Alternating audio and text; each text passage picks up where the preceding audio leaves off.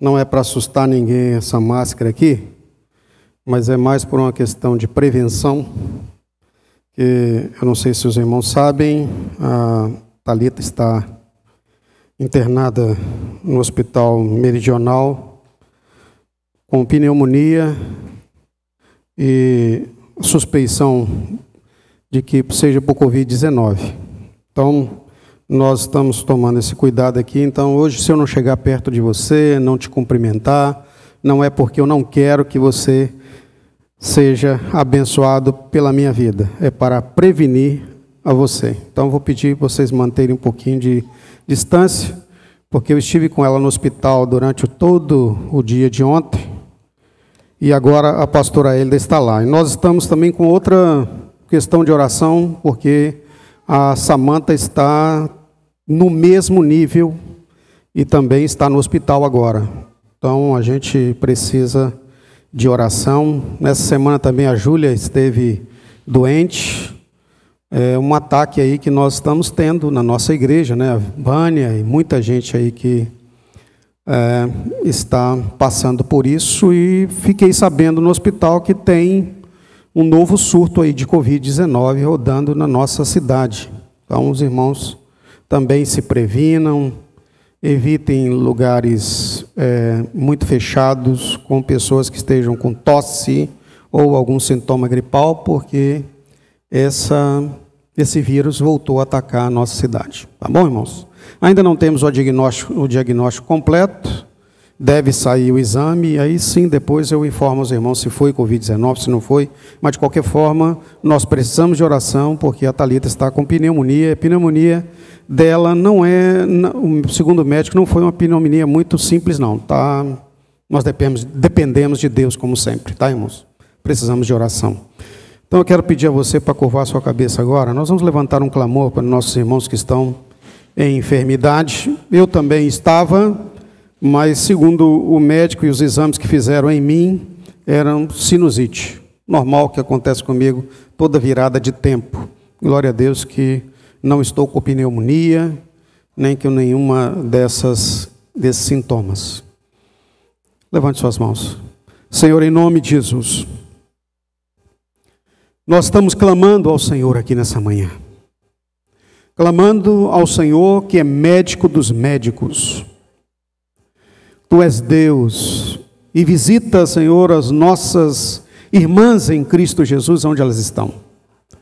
A Samanta, ó Deus, lá no hospital agora, bem como também a Thalita, nós pedimos ao Senhor misericórdia pela vida delas.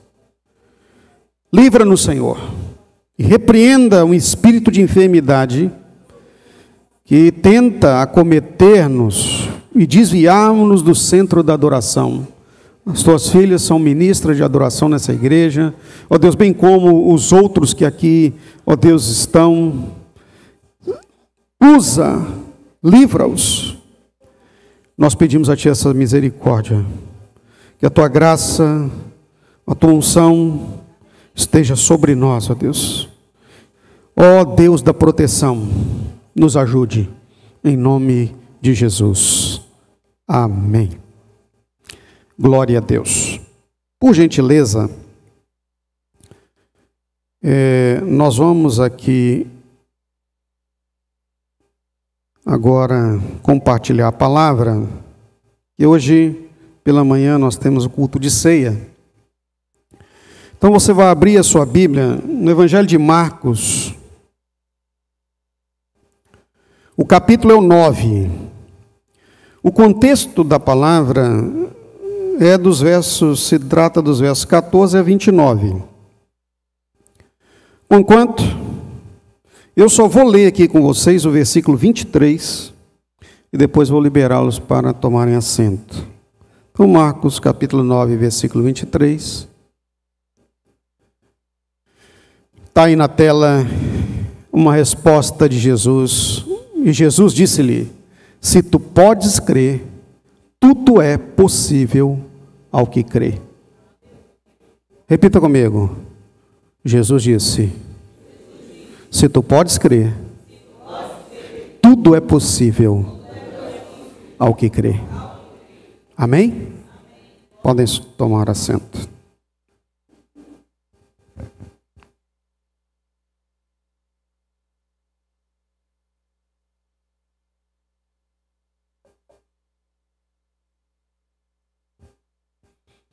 Todos os enfrentamentos que nós suportamos, entendo eu que tem um propósito. Deus tem algo sempre maior e melhor a nos ensinar. O contexto desta passagem vai dos versos 14 a 29. Trata da cura de um moço que foi acometido desde tenra idade a uma possessão maligna que não deram causa. Comumente, as ações malignas, elas advêm de uma brecha na família, de uma brecha dada pela própria pessoa, mas ele era uma criança. Quando Jesus instou o seu pai acerca do acontecido, desde quando acontece isso com esta pessoa? Se entende que já era um jovem. Aí você vai entender o que acontecia com ele. O que acontecia com ele é que um espírito maligno o possuía, e a ação do espírito maligno era para o matar. Isso ficou bem claro. Vezes o jogava na água, se jogava na água, a tentativa de afogamento. Vezes o jogava no fogo, ou seja, para incendiá-lo. Vezes o lançava na parede, no chão, batendo a cabeça. Então era uma situação gravíssima, o que aquela família vinha sofrendo de muito tempo. E o homem então chegou a Jesus e falou: se tu podes, cure meu filho. Jesus falou assim: se tu podes? O se tu podes é seu. Se você pode crer, tudo é possível que crê. Porque o homem jogou primeiro a responsabilidade em Jesus. Se tu podes, ou seja, na dúvida, se é que o senhor pode, o senhor livra meu filho. Jesus falou: não, quem pode é você. Se você tiver fé, tudo é possível ao que crê. E na mesma hora que apresentou a criança, ou o rapaz, né, que já era provavelmente um rapaz, o espírito maligno o jogou no chão. E ele começou a se contorcer e a escumar. E Jesus então disse: sai dele. E logo o menino ficou como morto. Foi mais assustador ainda a libertação do que o problema que ele estava passando. Ficou parecendo até para os que estavam fora, para o próprio pai, que agora sim ele tinha morrido. Mas Jesus então coloca a mão sobre o rapaz e chama de volta a força em seu corpo. E ele se coloca de pé. E entregou o filho ao pai. Os discípulos procuraram Jesus em particular e perguntaram: Senhor, mas o que aconteceu? Nós também oramos, o Senhor nos deu autoridade para expulsar os espíritos, para libertar as pessoas da opressão maligna, mas não aconteceu nada. Jesus diz: esta espécie, esta casta, não sai, senão com jejum e oração. O que Jesus demonstra ali é que o enfrentamento era uma batalha espiritual mais gravosa, maior, de intensidade e potestade diferenciada, da qual até então os discípulos estavam comumente enfrentando ou acostumados a enfrentar.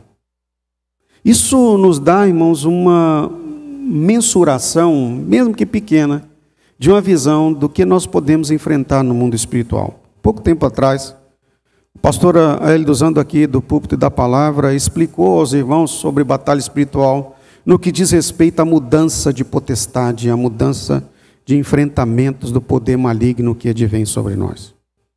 Vez ou outra, a potestade realmente muda na nossa região. Ela muda na batalha contra a nossa casa, contra a igreja, contra você, porque os demônios que estavam designados não estão conseguindo afetar a sua vida.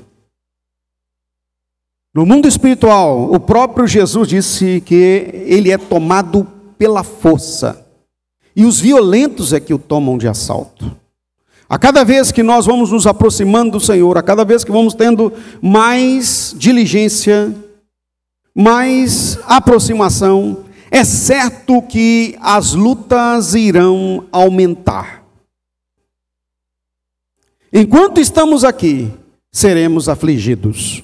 A diferença é o quanto iremos embater ou retroceder. O Filho de Deus não pode retroceder. Por isso que nós precisamos de estar, irmãos, sempre alimentados espiritualmente em jejum, em oração, na palavra, porque o diabo, o nosso adversário, não vai recuar em nos afetar. É fato que Deus então aproveita as oportunidades para nos alimentar e nos nutrir ainda mais de condição para o enfrentamento. A palavra enfrentamento quer dizer confronto, choque, conflito, embate, lutas e batalhas. E comumente no igrejês nós usamos a expressão batalha espiritual. Tentamos de todas as formas evitar até falar nisso, ou até acreditar, infelizmente alguns, de que a realidade espiritual maligna existe. Mas todo o intento do adversário é para derrubar você, é para nos derrubar, para nos colocar incapacitados para destroná-lo.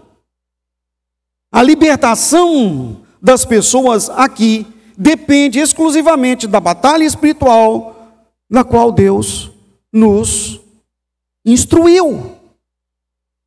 Em Efésios capítulo 6, a palavra de Deus deixa bem claro isso, que nós temos uma luta, um enfrentamento, que não é contra as pessoas, não é contra a carne, nem o sangue, como diz as Escrituras, mas sim contra as potestades, as hostes espirituais da maldade nas regiões celestiais. Há poucos dias agora, e isso tem nos acontecido, a Thalita foi atacada em uma rede social por estar liderando a juventude e cuidando deles. Os irmãos sabem que nós não detestamos, não odiamos, não perseguimos pessoas, mas nós acusamos o pecado. A prática pecaminosa não é aceita no reino de Deus, nem no meio da igreja de Deus. Isso não pode acontecer. Não é? Lógico, se há queda, o que nós temos que fazer? A palavra de Deus fala, 1 João 1,9. Coloca na tela, por gentileza, 1 João 1,9. Se confessarmos os nossos pecados, Ele é fiel e justo para nos perdoar os pecados e nos purificar de toda injustiça. Pecou, você vai ao Senhor, confessa a Ele, mas também procura a liderança. Tiago 5,16. Confessai as vossas culpas uns aos outros e orai uns pelos outros para que vocês sejam curados. É o procedimento. Pecou, confessa a Deus, Ele perdoa o pecado. E para a cura, procura a sua liderança. Nós estamos tendo, irmãos, e vocês sabem disso, que quanto mais se avança o tempo, mais o pecado da homossexualidade tem tomado conta das pessoas. Antigamente nós víamos um ou outro, hoje são vários casais, são inúmeras as pessoas que estão decididas ao enfrentamento e viver a vida conforme elas querem. E quando isso ocorrer, o pecado nós vamos condenar, nós vamos ensinar, nós vamos pregar. E se tiver no meio dos nossos adolescentes, nós vamos tratar. Porque é preciso tratar. É preciso que a igreja seja tratada. É preciso que nós venhamos a ser um povo diferenciado, pois Deus vem buscar um povo 100% seu, escolhido e de boas obras. Ou seja, a prática pecaminosa não pode ser constante em nosso meio. E ela então foi acusada de, como líder dos adolescentes, ter trago uma situação pecaminosa aos pastores para tratamento. Não é nada errado. Ao contrário, é o certo. Então nós temos que estar atentos, irmãos, para os enfrentamentos. A nossa luta não é contra as pessoas, mas é contra os principados e contra o pecado. O mundo espiritual, como nós sabemos, ele é mais real do que aqui onde nós estamos agora, é onde tudo é decidido. E quando nós estamos nos enfrentamentos, nós sofremos conflitos internos, há um embate entre o que nós sabemos que é o certo e o que o nosso desejo, que é a concupiscência, comumente quer ditar. Em Tiago capítulo 4, verso 1 e 2, o apóstolo Tiago fala à igreja, dando instrução acerca dos conflitos internos, ou seja, enfrentamentos que nós temos dentro de nós. De onde vêm as guerras e as brigas que há entre vocês? Não vêm das paixões que guerreiam dentro de vocês? Vocês cobiçam coisas, mas não as têm. Matam e invejam, mas não conseguem obter o que desejam. Vivem lutando e fazendo guerras, não têm porque não pedem. Aí falando da guerra interna, do que nós enfrentamos, da luta contra o pecado e do quanto nós dependemos do Senhor, o Espírito Santo, para superar. Eu estou lendo na King James atualizada, tá? E na NVI. Então essa aqui eu acabei de ler na NVI, eu acho que eu vou ler outra em NVI. 2 Coríntios 7,5. Também, agora Paulo, o apóstolo Paulo falando, pois quando chegamos a Macedônia, uma região difícil, da Grécia antiga, não tivemos nenhum descanso. Olha, um homem de Deus, o apóstolo Paulo. Não tivemos nenhum descanso, mas fomos atribulados de toda forma, conflitos por fora, temores por dentro. Irmãos, isso não é particularidade só sua, é de todos nós. Se o próprio lindo e maravilhoso apóstolo Paulo também teve um enfrentamento como este, não é exclusividade da nossa parte, que nós somos mais frágeis do que todos, porque enquanto estivermos aqui como humanos, nossa fragilidade vai propiciar ataques tenebrosos. Ele diz aqui, foi atribulado de toda forma, ou seja, 100% das intenções e condições malignas, bem como as naturais, o atacaram. Então, ele teve conflitos por fora, ou seja, conflitos externos e conflitos internos. Os conflitos externos, além desse que é o interno, que nós lutamos contra nós mesmos, o desejo pecaminoso, a inclusão da palavra em nós, que nos evita tropeçar no pecado, nós temos o conflito externo. Nesses enfrentamentos, e os conflitos externos vêm de duas frentes. Do mundo espiritual maligno, onde o diabo age, como acabei de citar aqui, Efésios 6, nas regiões celestes, e do mundo natural. E aqui eu quero trazer aos irmãos um entendimento importante para que você entenda melhor, ou compreenda melhor isso. O mundo espiritual e o mundo natural se interagem, estão em relação constante. Tanto de forma positiva como negativa. O positivo é promovido pelas orações dos filhos de Deus. Quando a igreja dos filhos de Deus em toda a terra, seja em que país for, a igreja ora, há uma ação positiva do mundo espiritual, ou seja, do Senhor Deus e das hostes celestiais que Ele comanda sobre o mundo natural. E aí você me pergunta, só acontece interação positiva do mundo espiritual intervindo no natural pelas orações? Sim. E não é uma heresia. Pois a palavra de Deus nos diz que nós temos que orar o tempo todo. Orai sem cessar. A oração é a forma como nós movemos o mundo espiritual da forma positiva, o mundo espiritual a favor. Intervenção no natural. E olha, irmãos, que a intervenção é tanto no ser humano como na natureza, quanto na relação social. Nós temos que orar pelas pessoas, nós temos que orar pela proteção da cidade, nós temos que orar pelas autoridades, nós temos que orar também pelo tempo, pelos recursos, em todo o tempo e por tudo.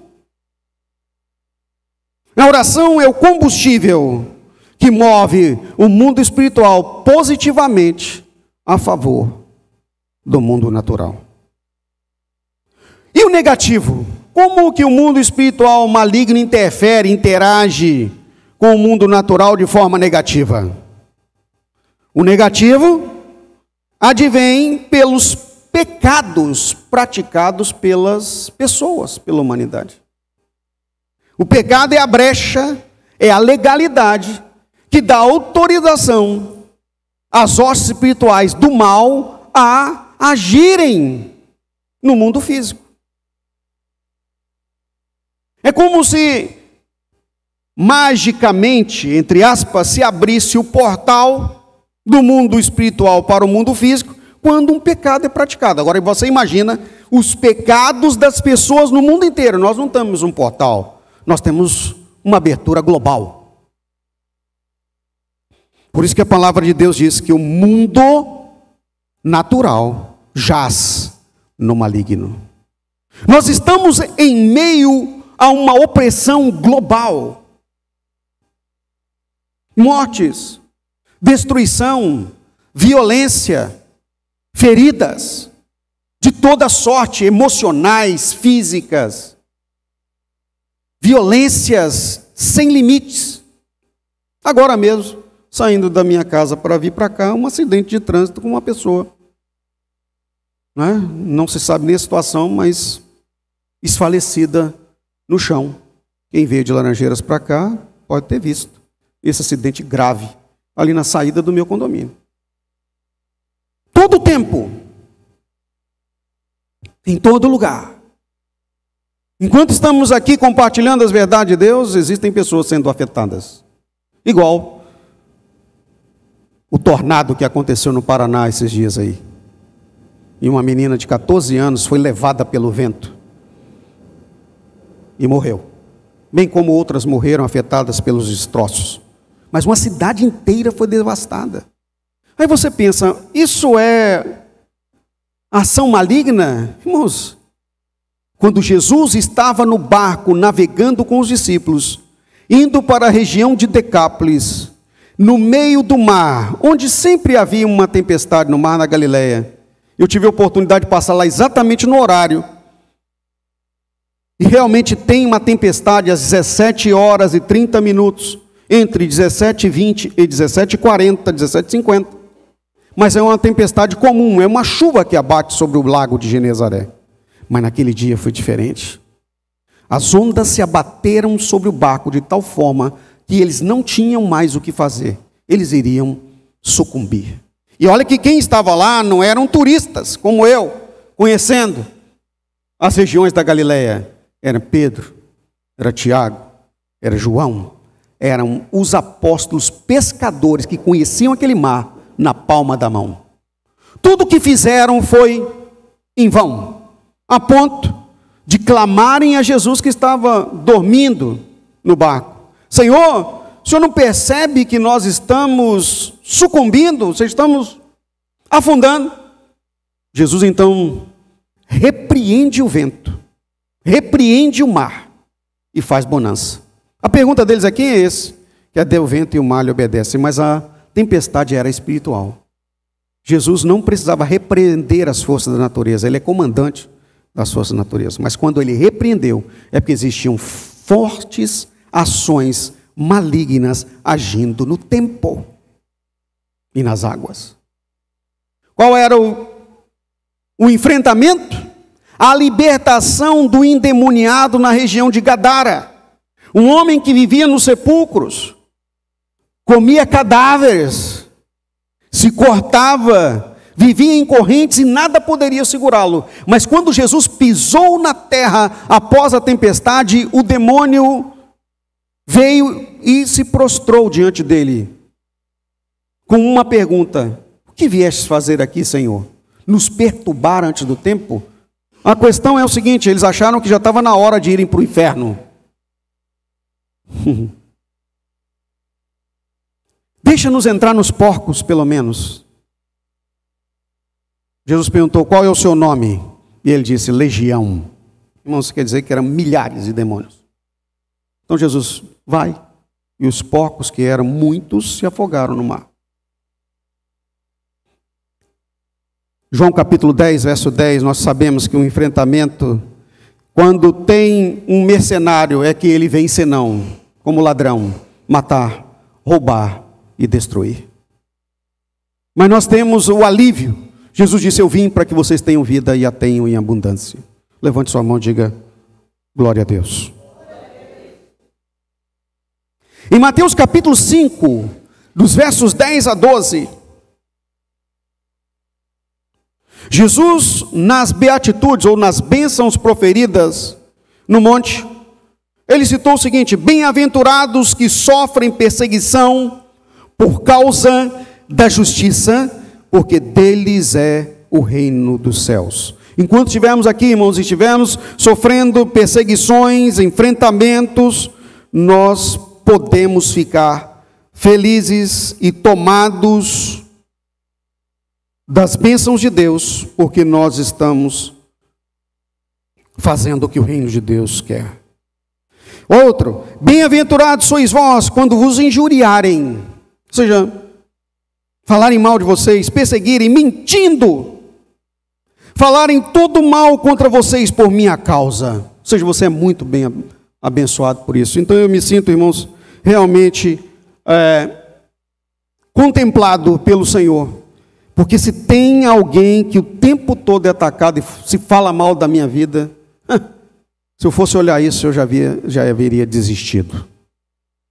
Deus queira que você não esteja nesse rol, né? Mas são muitas coisas.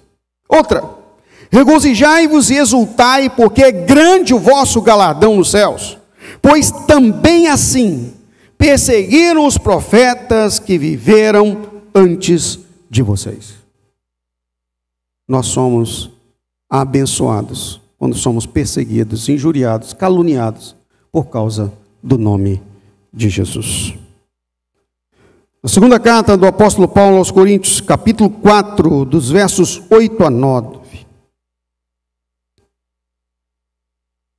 diz assim: de todos os lados somos pressionados, mas não desanimados. Ficamos perplexos, mas não desesperados.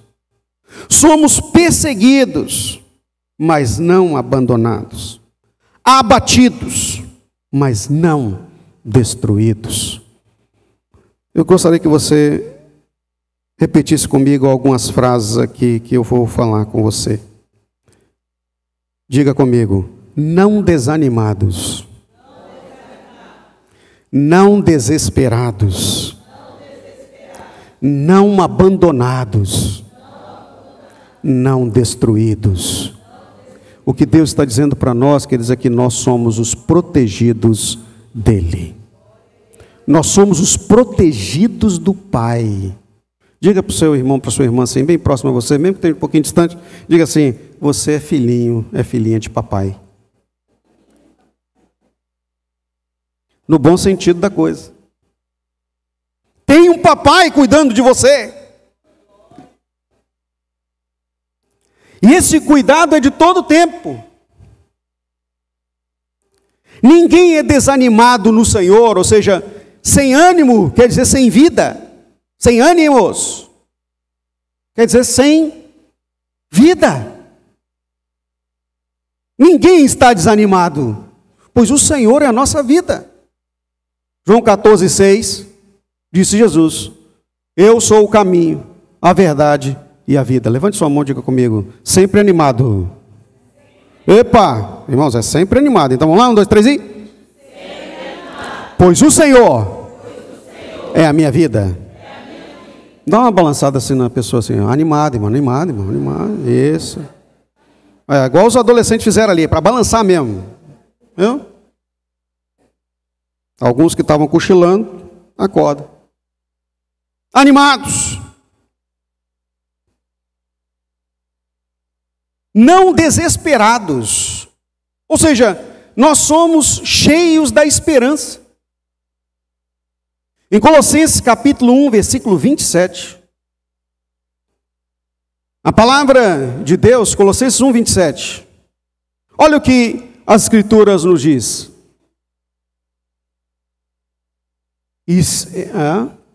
Como? Está muito ruim, vou olhar na Bíblia aqui porque minha visão não alcança lá atrás. Ficou pequeno o texto. Colossenses 1, 27. Olha o que diz a palavra.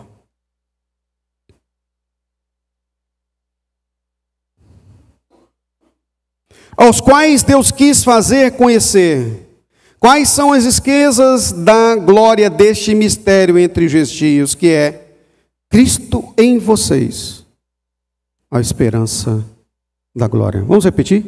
Cristo em mim. Bem forte. Cristo em mim, a esperança da glória. Nós vamos mudar a palavra glória, que pode ser também traduzida por vitória, porque nós somos da Igreja Batista Vitória. Você vai dizer: Cristo em mim, a esperança da vitória. Bem forte. 1, 2, 3 e... Cristo em mim, a esperança da vitória. Aleluia. Dê uma salva de palmas para Ele. Cristo em mim, a esperança da vitória. Então nós nunca estamos desesperados, ou seja, sem esperança. Não abandonados de esperança. Agora, a outra é, quando perseguidos, nós não somos abandonados pelo Senhor, Ele está conosco. Mateus capítulo 28, versos 19 e 20, Jesus deixou bem claro: eis que estou com vocês, nesta missão de ir por todo mundo, fazer discípulos de todas as nações. Estou com você todos os dias. Repita comigo: Deus está comigo todo o tempo. Nós não estamos abandonados. Ao contrário, nós somos acompanhados do Todo-Poderoso. Porque Ele diz: todo poder me foi dado no céu e na terra. Podemos viver nisso.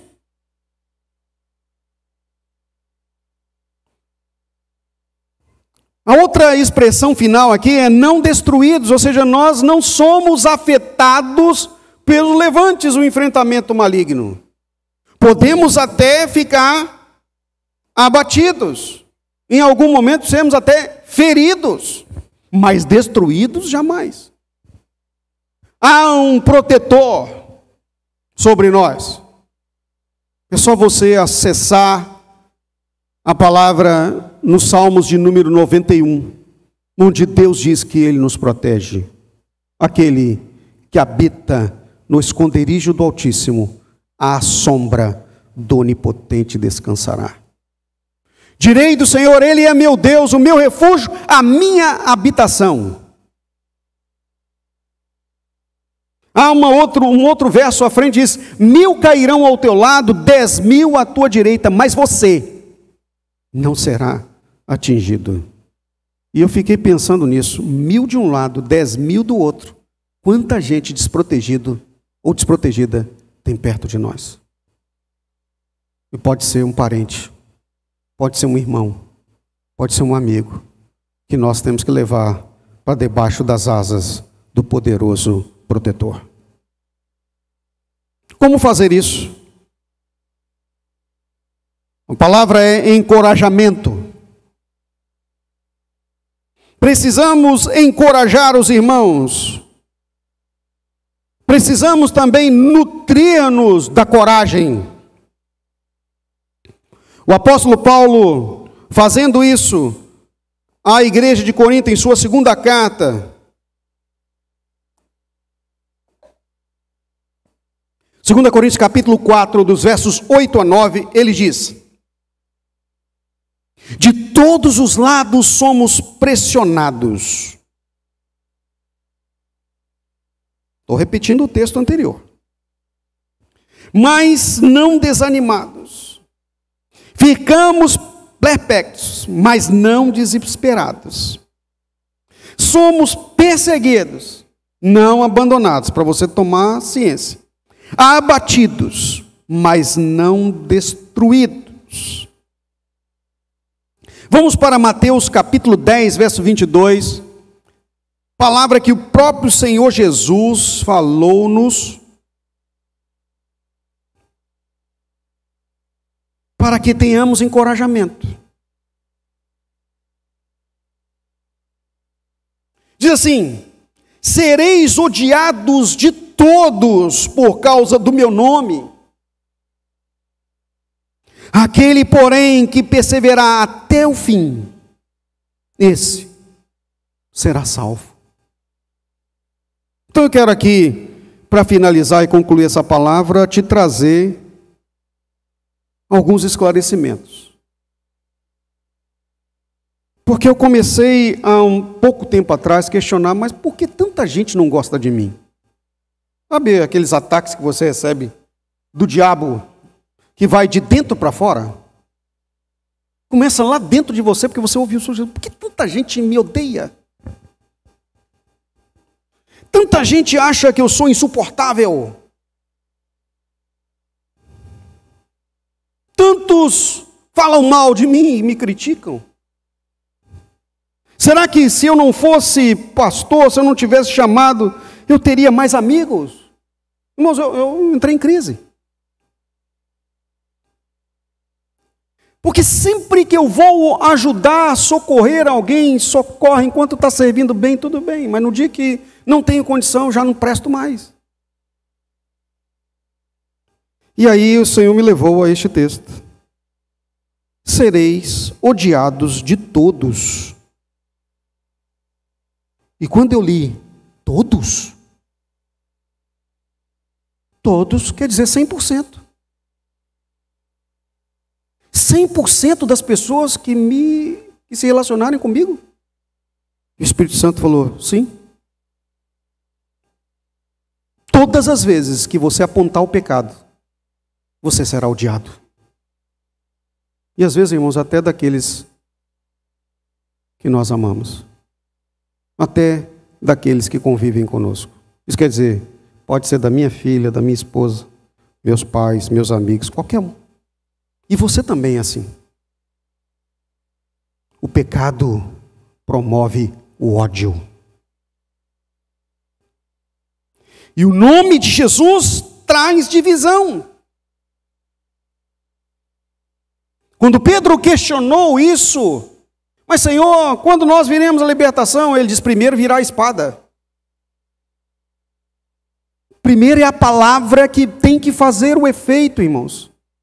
E eu prezo, oro a Deus para que você fique com a palavra, com as escrituras, ao invés de ser benquisto pelos pecadores. Jesus foi chicoteado, foi desprezado, crucificado, porque acusou o pecado. Por causa do nome do Senhor Jesus, os seguidores de Jesus, que realmente são seguidores, o nosso destino também é a cruz. A começar pela negação de si mesmo. Porém, a receita para o encorajamento é perseverança, resiliência, permanência, firmeza. Continue, mantenha-se na palavra, ore mais, jejue mais, frequente os cultos, torne a sua casa casa de oração, diga não ao pecado, e sim ao Senhor, proclame o nome de Jesus até o fim. E a expressão aqui, esse será salvo, quer dizer, você será aprovado diante de Deus.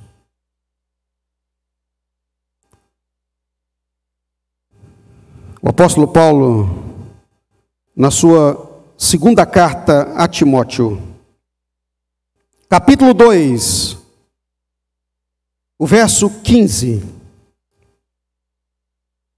ele dá a receita para a resiliência, quando ele diz: procura apresentar a Deus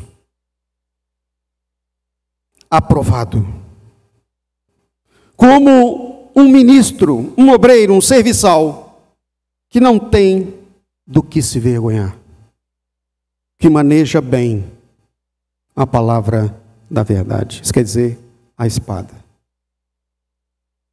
Porque a palavra de Deus é a espada.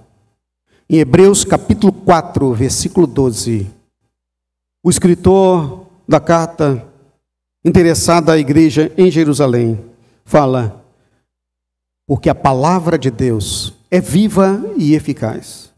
Ela é mais penetrante do que uma espada de 2 gumes. Vai até a divisão da alma do espírito, juntas e medulas, e é apta para discernir os pensamentos e as intenções do coração. Uma espada de 2 gumes é uma espada transversa. Ela é como se fosse em forma de uma lâmina forjada dentro de outra lâmina, que faz 4 cortes. Somente ferreiros capacitados tiveram a condição de fazer algo dessa forma na história da humanidade. E uma dessas espadas estava na forja de um rei chamado Davi. Quando ele entrava numa batalha, era aterrorador para os inimigos. A sua espada de 2 gumes, de qualquer jeito que ele batia, feria e matava. A palavra de Deus, ela tira de nós, ela nos liberta, ela destrói o pecado na nossa vida. É como nos apresentar diante de um espelho, como diz o apóstolo Paulo, para sermos tratados diante de Deus.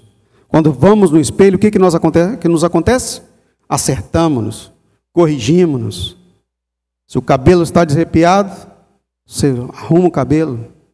Se está com olheiras, você procura tirar as olheiras. Se você está desarrumado, você se alinha. É a palavra de Deus, o espelho espiritual para a vida de cada um dos filhos dele. Deixe a palavra, a Bíblia Sagrada, fazer o papel dela, arrumar a sua vida, trazer você de volta a estar condicionado para ser aprovado pelo Senhor. Nos enfrentamentos, queridos, use a espada do Espírito, que é a palavra de Deus. Não deixe de usá-la. Use para te nutrir como alimento. use também para enfrentar o espírito maligno, pois no nome de Jesus os demônios saem. Em Marcos capítulo 16, verso 17, a palavra de Deus deixa bem claro: esses sinais vão seguir aos que creem. Em meu nome expulsarão os demônios, falarão noutras línguas, se beberem alguma coisa mortífera não lhes fará dano, pegarão nas serpentes, e imporão as mãos sobre os enfermos e ficarão curados. Que Deus nos ajude. Vamos colocar de pé, por gentileza.